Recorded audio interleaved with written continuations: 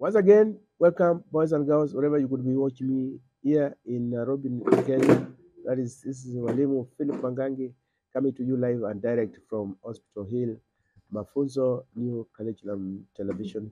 You can find me in TikTok, you can get me also in Facebook, and also you can get me live in YouTube 24 hours. Today being a very wonderful day, cloudless day, clear sky.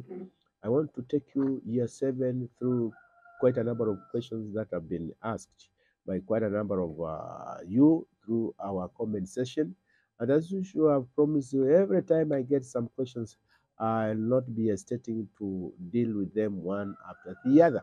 So today it is not different. I want to look at those questions which you have posed in my comment session, and I want to say a big thank you to those who are watching me, wherever you could be here in Nairobi, Mombasa, Kisumu, Kakamega, Eldoret, Kisii, and many other parts of my Kenya, not forgetting Machakos, Wote, Makindu, Kibwezi, Mtito Ande, and many other areas. If I have not mentioned you, feel recognized. Now, today I want us to look at this issue raised by one of you. This we have what we call there are those areas we call them categories of creative arts. We saw them, and there are quite a number of them, creative arts, and somebody wants to know the difference between only two categories, that is performing arts and visual arts. I'll begin by dwelling on visual arts. What are visual arts? What kind of arts are these? Visual arts are those type of arts that are appreciated through the sense of sight, through the sense of sights, through the sense of seeing. Then again, visual arts, they are those types of arts which are appreciated for their emotional power and beauty. They are too appreciated through their emotional power and beauty. What about performing arts? Listen carefully, you get the difference between these two. Performing arts are the form of arts that do involve performing for an audience, performing for an audience. And what is this you are performing to the audience? To perform to an audience, you can perform a piece of music, a piece of drama, a piece of dance. And then something else in performing art is that for in performing arts, the artist uses both movements, visual expressions to convey what we call artistic expression. And remember this, those are some of the differences between visual arts. That is, visual arts, we appreciate visual arts through sight, sense of sight, and also visual arts is appreciated for their emotional power and beauty. And in performing arts, these are the form of arts which involve performing for an audience, and those are the arts use their body movement, facial expressions to pass a message. Then somebody else wants to know, painting is the technique of applying color onto a surface. And when you apply color onto a surface, you can do so and to create either tonal variation. You can also use it to create a texture, to show texture, in a drawing, whether it is natural or whether it is man-made. Now, then somebody asks, in painting, how do we create? How can we, in painting, how does one achieve the change of tone such that a painted object has light and dark area, has light and dark areas? Now, this effect of light and dark area is what we call tonal value, or rather tonal variation.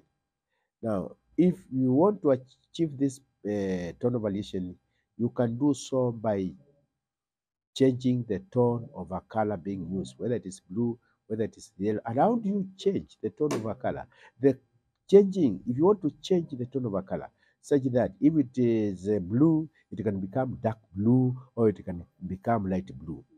We change tone of color by either using white or black. For example, when you add black to a color, take for example color blue. You say blue plus black. The resulting color will no longer be blue, but it will be dark blue. That way you have changed the tone. And that technique of changing the tone of a color by adding black is referred to as shading. If you take the same blue, you add color white, then the resulting color will no longer be blue originally, but it will be light blue. Yes, it will be blue, but light blue. And that technique of adding white to a color to make it light is referred to as tinting. Tinting. Now, somebody else wants me to elaborate more on jewelry and ornament. Also, the difference between jewelry ornaments and jewelry. I'll begin by commenting on ornaments. Ornaments refer to anything. Ornaments refer to anything that enhance. To enhance is to add beauty. And this addition of beauty, enhancing of beauty, can be on an object or a person. Repeat again. Ornaments refers to anything that enhance the appearance of an object or a person. The appearance of a person or an object. While on the other hand, jewelry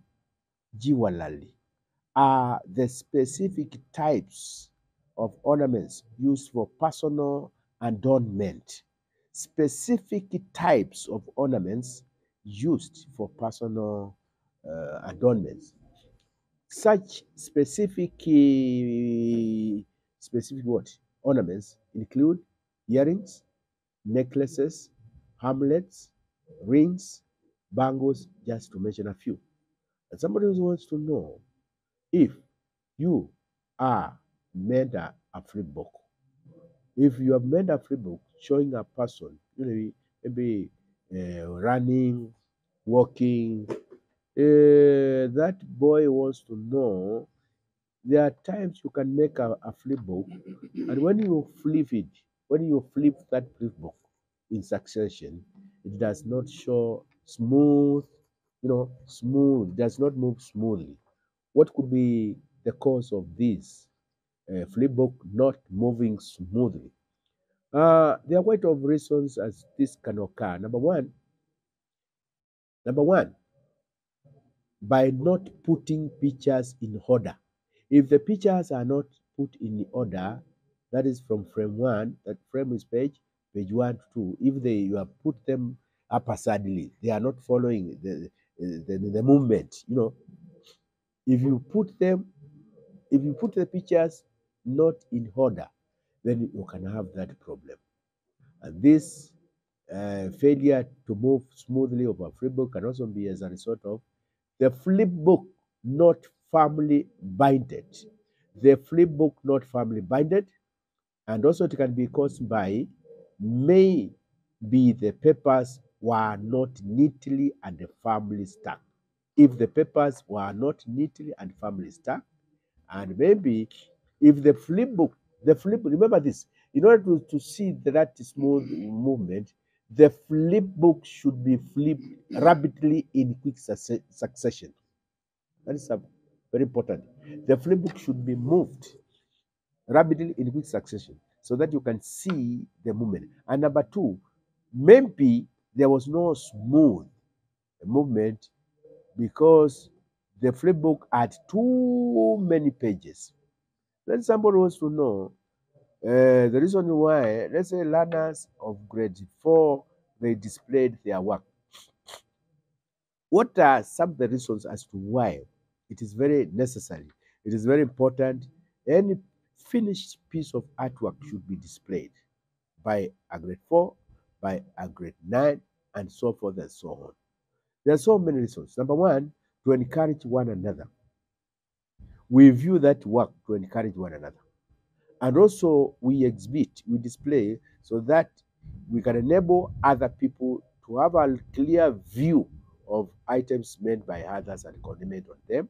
And also, another reason of exhibiting on display is that so that we can appreciate and admire talents exhibited by others. And also, if it is during the school open day, we can exhibit so that those who have come to school during such functions, such occasions like open day, they can buy such piece of work. Now, you have been tasked to create a still life based on crayon etching. It is very simple.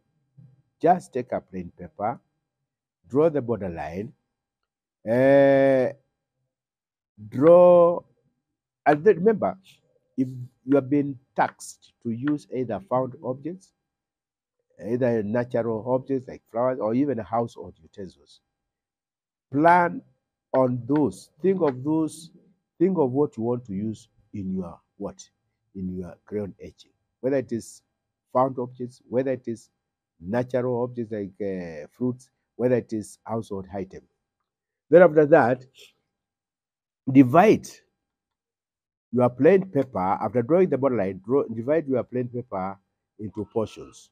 Then apply different colored crayons: red, blue, yellow, purple, pink, and what have you. But remember, if you are to repeat two different, you have to repeat one color twice. They should not be laboring. On top of the already colored area with different colors, apply a layer of ink to help assist the black agent ink to stick. After that, apply a thick layer of black paint using a brush. Then after that, keep it somewhere to dry. Once it dries now, take a sharp object and now you draw your still life of either those household items. And remember, do not draw too many items. Choose only three, if at all you are to choose many. If it is drawing those man-made or found objects, choose three. And then now start etching. Start etching. As you etch those objects, where you painted blue, if it is a cup, it will appear blue. Where you had painted yellow, that cup will look like yellow. And at the end of the day, you'll create a very beautiful still life based on crayon etching. Number two, as you execute this work, remember creativity is paramount.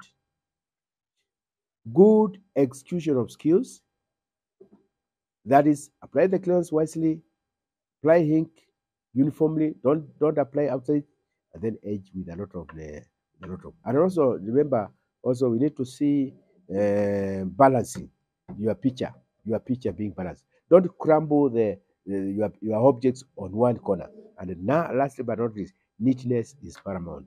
Enjoy your day.